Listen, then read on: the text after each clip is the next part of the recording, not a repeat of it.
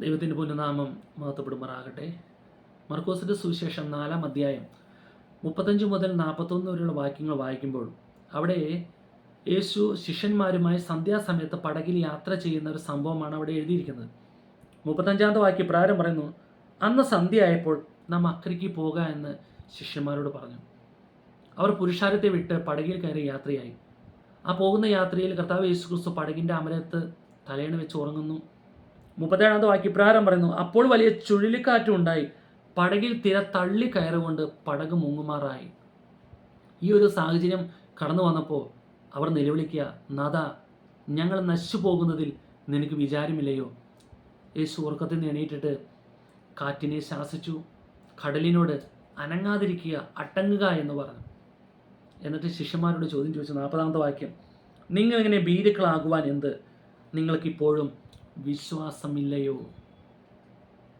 അങ്ങനെ യേശു ചോദിക്കാൻ കാരണം, നാഥൻ കൂടെയുള്ളപ്പോൾ, ഞാൻ കൂടെയുള്ളപ്പോൾ നിങ്ങൾ എന്തിനാണ് ഇങ്ങനെ ഭയപ്പെട്ടത്? നിങ്ങൾ എന്തിനാണ് ഇങ്ങനെ നിലവിളിച്ചത്? നിങ്ങൾക്കിപ്പോഴും വിശ്വാസമില്ലയോ?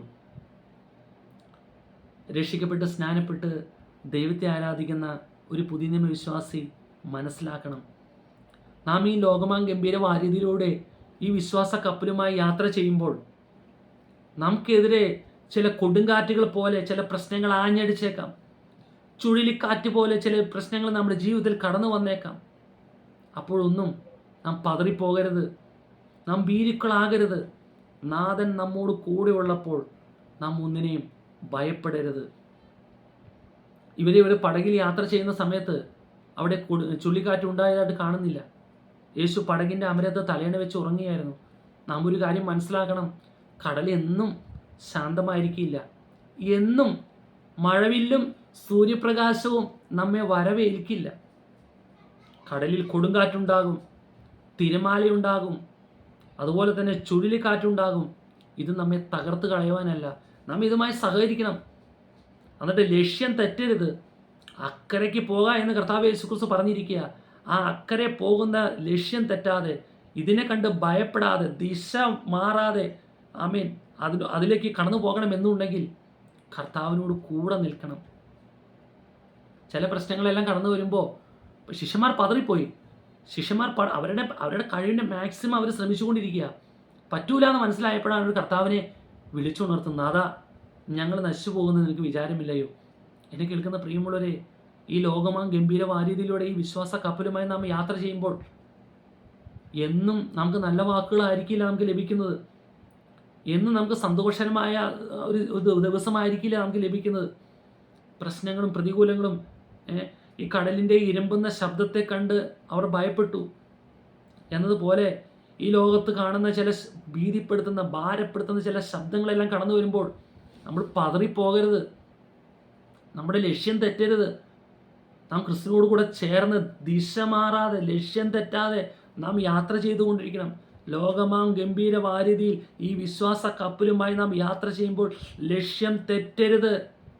ഭീതിപ്പെടുത്തുന്ന, ഭാരപ്പെടുത്തുന്ന ചിന്തകൾ, സംസാരങ്ങൾ കടന്നു വരുമ്പോൾ പ്രാർത്ഥന മുടക്കി വീട്ടിലിരിക്കാൻ ഒരു ദൈവവേദന വ്യവസ്ഥയില്ല. കൂട്ടായ്മയും ഉപവാസ പ്രാർത്ഥന മുടക്കി വീട്ടിലിരിക്കുവാൻ, അല്ലെങ്കിൽ സീരിയൽ കണ്ടോ സിനിമയും കണ്ടോ ഫോൺ നോക്കിയിരിക്കാൻ ഒരു ദൈവവേദന വ്യവസ്ഥയില്ല. ആമേൻ. നമ്മുടെ ലക്ഷ്യം തെറ്റരുത്. ഓടുന്നവർ അനേകരാണ്, ഒരുവനെ ബിരുദ പ്രാപിക്കുന്നുള്ളൂ. ക്രിസ്തുയേശുവിൽ ഭക്തിയോടുകൂടെ ജീവിക്കാൻ ആഗ്രഹിക്കുന്ന എല്ലാവർക്കും ഉപദ്രവമുണ്ട്. പക്ഷെ നാം ക്രിസ്തുവിനോട് കൂടെ കരം പിടിച്ചു പോകുന്ന ഒരു ദൈവവേദൽ പതറിപ്പോകേണ്ട കാര്യമില്ല. കാരണം വില കൊടുത്തവൻ നമ്മോട് കൂടെയുണ്ട്. നമ്മുടെ ശ്രേഷ്ഠതയോ നമ്മുടെ കഴിവോ നമ്മുടെ മാന്യതയോ നോക്കിയിട്ടാണോ ദൈവം നമ്മെ ചേർത്തത്? എൻ്റെ കടുംചുമപ്പായ പാപത്തെ കർത്താവായ യേശു ക്രിസ്തു എനിക്ക് വേണ്ടി കാൽവരിയിൽ യാഗമായി. അവൻ്റെ അവസാനത്തുള്ള രക്തവും എൻ്റെ കടുംചുമപ്പായ പാപത്തിന് വേണ്ടി ഒഴുക്കി എന്നെ ദൈവമക്കളാക്കി തീർത്തു. എന്നെ ഒരു വിശുദ്ധിയുടെ പതിയിലേക്ക് ദൈവം കൊണ്ടുവന്നു. ഞാൻ ഈ ലോകത്ത് വിശ്വാസ കപ്പലുമായി യാത്ര ചെയ്യുമ്പോൾ കടലിൻ്റെ ഇരുമ്പുന്ന ശബ്ദത്തെ കണ്ട് ശിഷ്യന്മാർ ഭയപ്പെട്ട് നിലവിളിച്ചതുപോലെ ഈ ലോകത്ത് കാണുന്ന ഭീതിപ്പെടുത്തുന്ന ചില ശബ്ദങ്ങൾ നിന്നെ തകർത്ത് കളയും, നിന്നെ ഇല്ലായ്മ ചെയ്യും, നീ നന്നാകില്ല എന്ന് പറഞ്ഞ് ഭീതിപ്പെടുത്തുന്ന പല ശബ്ദങ്ങളുടെ മുന്നിൽ കീഴടങ്ങി പോകുവാൻ ഒരു ദൈവ പൈതലിന് വ്യവസ്ഥയില്ല. ആമേൻ. നാം കർത്താവിനോട് കൂടെ ചേരണം. ഈ കാണുന്ന പ്രശ്നങ്ങളൊക്കെ നമ്മെ തകർത്ത് കളയാനല്ല, നമ്മെ കർത്താവിനോട് അടുപ്പിക്കുവാൻ വേണ്ടിയാണ്. നാം ദൈവത്തോട് കൂടുതൽ ചേരാൻ വേണ്ടിയാണ്. ആമേൻ. ഇവിടെ ശിഷ്യന്മാർ ആ പടയിലേക്ക് തിര തള്ളിക്കയറുന്ന സമയത്ത് അവർ ദിശ മാറാതെ അവരെ മാക്സിമം അക്കരെ എത്തുവാൻ വേണ്ടി വേഗത്തിൽ എത്തുവാൻ ശ്രമിച്ചു. അവരുടെ കഴിവ്, അവരുടെ എക്സ്പീരിയൻസ് ഉണ്ടല്ലോ, അതൊക്കെ ഒന്ന് അവർ എടുക്കാൻ ശ്രമിച്ചു. എന്നെ കേൾക്കുന്ന പ്രിയമ ദൈവമക്കളെ, നമ്മൾ ഈ ഭൂമിയിൽ ജീവിക്കുമ്പോൾ നമ്മുടെ ചില കഴിവ്, നമ്മുടെ ചില എക്സ്പീരിയൻസ് ഒക്കെ ഉപയോഗിച്ച് നമ്മൾ ലക്ഷ്യസ്ഥാനത്ത് എത്താമെന്ന് ചിന്തിച്ചേക്കരുത്. നമ്മുടെ കഴിവും നമ്മുടെ ഈ എക്സ്പീരിയൻസ് ഒന്നും അല്ലാതാകുന്ന ചില സാഹചര്യങ്ങൾ നമ്മുടെ ജീവിതത്തിൽ കടന്നു വരും. നമ്മുടെ യാത്രയിലുള്ള വഴി ഇരുളണയുന്നത് പോലെ നമുക്ക് തോന്നും.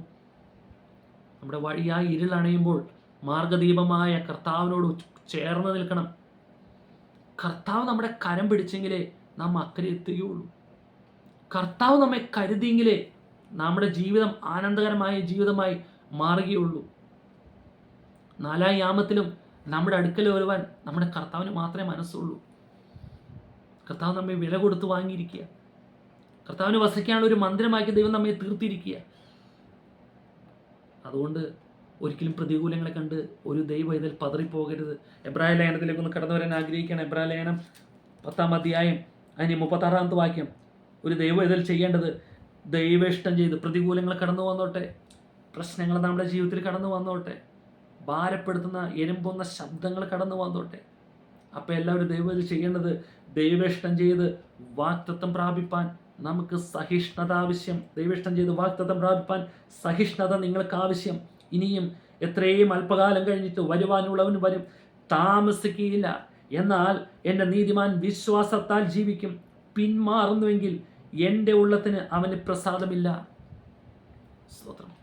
പ്രതികൂലങ്ങളെ കണ്ട്, പ്രശ്നങ്ങളെ കണ്ട് പിന്മാറുന്ന ഒരു വ്യക്തിക്ക് ദൈവത്തിന് സ്ഥാനമില്ല. വചനം പറയുന്നു, പിന്മാറുന്നുവെങ്കിൽ എൻ്റെ ഉള്ളത്തിന് അവന് പ്രസാദമില്ല. നാം ദൈവത്തിന് പ്രസാദമുള്ള ഒരു ദൈവവൈതലായി നാം മാറണം. പ്രശ്നങ്ങളെ കണ്ട്, പ്രതികൂലങ്ങളെ കണ്ട് പിന്മാറരുത്.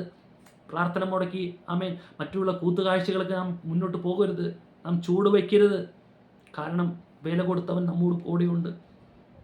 നമ്മുടെ ശ്രേഷ്ഠതയും നമ്മുടെ മാന്യതയും നോക്കിയിട്ടല്ല കർത്താവ് യേശു നമ്മെ തിരഞ്ഞെടുത്ത്. തനിക്ക് മനസ്സലിയണമെന്നുള്ള ഒരു മനസ്സലിയും കരുണ കാണിക്കണമെന്നുള്ള ഒരു കരുണ കാണിക്കുകയും ചെയ്തുകൊണ്ട് മാത്രമാണ് നാം ഇന്ന് ഈ ദൈവവേദലായി തീർന്നിരിക്കുന്നത്. ഒരു കാലത്ത് എന്ത് ശ്രേഷ്ഠതയാണ് നമുക്ക് പറയാനുള്ളത്. വചനം പറയുന്നു, അക്കാലത്ത് നിങ്ങൾ ക്രിസ്തുവിനെ കൂടാതെയുള്ളവരും ഇസ്രായേൽ പൗരതയോട് സംബന്ധമില്ലാത്തവരും വാഗ്ദത്തത്തിന്റെ നിയമങ്ങൾക്ക് അന്യരും പ്രത്യാശയില്ലാത്തവരും ലോകത്തിൽ ദൈവമില്ലാത്തവരുമായിരുന്നു.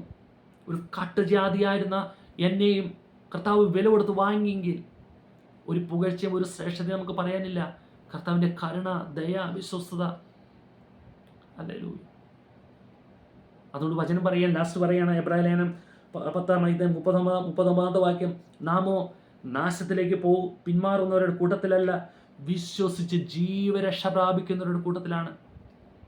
ഒരു പുതിയ നിയമ വിശ്വാസി അവൻ കർത്താവിനെ സ്വീകരിക്കുമ്പോൾ, അവന് കർത്താവിൻ്റെ കൽപ്പനയായ സ്നാനം ജലത്തിൽ ഏറ്റെടുക്കുമ്പോൾ, ആ സ്നാനപ്പെടുത്തുന്ന ആ ദേവദാസന് പ്രകാരം പറയും, ജീവപര്യന്തം വിശ്വസ്തയായിരിക്കുക, എന്നാൽ നീ ജീവകിരീടം പ്രാപിക്കും.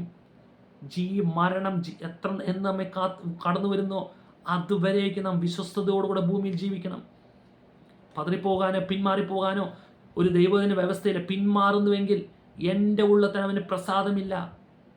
നാമോ നാശത്തിലേക്ക് പോകുന്നവരുടെ കൂട്ടത്തിലല്ല, വിശ്വസിച്ച് എൻ്റെ നാഥൻ എനിക്ക് വേണ്ടി ആമേൻ കരുതിയെങ്കിൽ, ദൈവം എനിക്ക് വേണ്ടി ഒരുക്കിയെങ്കിൽ ഞാനത് പ്രാപിച്ചിരിക്കും.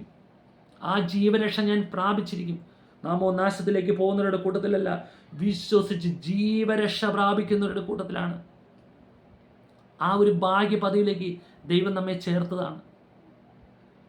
പ്രതികൂലങ്ങൾ, പ്രശ്നങ്ങളെല്ലാം കടന്നു വരുന്നത് നമ്മെ കൂടുതൽ ദൈവത്തോട് അടുപ്പിക്കുവാനും വേണ്ടിയാണ്. പിറുപിറുപ്പിൻ്റെ വാക്കുകളൊന്നും നമ്മുടെ വായിൽ കടന്നു വന്നേക്കരുത്. ദൈവത്തോട് കുറ്റപ്പെടുത്തി സംസാരിക്കുന്ന വാക്കുകൾ നമ്മുടെ വായിൽ കടന്നു വന്നേക്കരുത്. ദൈവഇഷ്ടം ചെയ്ത് വാഗ്ദത്തം പ്രാപിപ്പാൻ സഹിഷ്ണുത നമുക്ക് ആവശ്യം. പ്രതിയോഗിയായ പിശാച് പല തന്ത്രമായി കടന്നു വന്നേക്കാം. ഒരു മനുഷ്യൻ്റെ ബലഹീനത എന്താണെന്ന് അവനേക്കാൾ നന്നായിട്ട് അവൻ്റെ പ്രതിയോഗിയായ പിശാചിനറിയാം. പിശാചിൻ്റെ തന്ത്രങ്ങളിൽ കുടുങ്ങിപ്പോകരുത്, പിന്മാറിപ്പോകരുത്.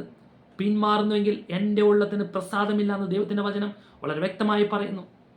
നാമോ ആമേൻ നാശത്തിലേക്ക് പോകുന്നവരുടെ കൂട്ടത്തിലല്ല, വിശ്വസിച്ച് ജീവരക്ഷ പ്രാപിക്കുന്നവരുടെ കൂട്ടത്തിലത്രേ നാം ആകുന്നു. സ്തോത്രം. യേശു ശിഷ്യന്മാരോട് ചോദിച്ചൊരു ചോദ്യം നമ്മോട് ചോദിക്കുന്ന ഇടവരല്ലേ, നിങ്ങളിങ്ങനെ ഭീരുക്കളാകുന്നത് എന്ത്? ഈ പ്രതികൂലങ്ങളെയും പ്രശ്നങ്ങളെ കാണുമ്പോൾ ഭയപ്പെടുന്നത് എന്ത്? നാഥൻ ഞാൻ കൂടിയുള്ളപ്പോൾ നിങ്ങൾക്ക് ഇപ്പോഴും വിശ്വാസമില്ലയോ? ആമേൻ. ദൈവത്തിൻ്റെ ആത്മാവ് നമ്മോട് കൂടി നിന്ന് വഴി നിർത്തുകയല്ലേ. സകല സത്യത്തിനും വഴി നിർത്തി നാം ചിന്തിക്കേണ്ടത്, നാം സംസാരിക്കേണ്ടത്, നാം പ്രവർത്തിക്കേണ്ടത് എന്തെന്ന് അതാത് സമയം ബോധ്യപ്പെടുത്തി ദൈവത്തിൻ്റെ ആത്മാവ് നമ്മെ വഴി നടത്തിക്കൊണ്ടിരിക്കുക. അതുകൊണ്ട് ഒരു വിശ്വാസി മനസ്സിലാക്കേണ്ടത് നാശത്തിലേക്ക് പോകുന്നവരുടെ കൂട്ടത്തിലല്ല, വിശ്വസിച്ച് ജീവരക്ഷ പ്രാപിക്കുന്നവരുടെ കൂട്ടത്തിലാണ് നാം ആയിരിക്കുന്നത്. അതുകൊണ്ട് പ്രതികൂലങ്ങൾ കടന്നു വരുമ്പോൾ മനസ്സിലാക്കണം, നാം ദൈവത്തിൻ്റെ കരം പിടിച്ച് ദൈവത്തോട് ചേർന്ന് ആനന്ദകരമായ ജീവിതം നയിക്കുവാൻ കർത്താവ് നമ്മെ സഹായിക്കട്ടെ. സ്തോത്രം.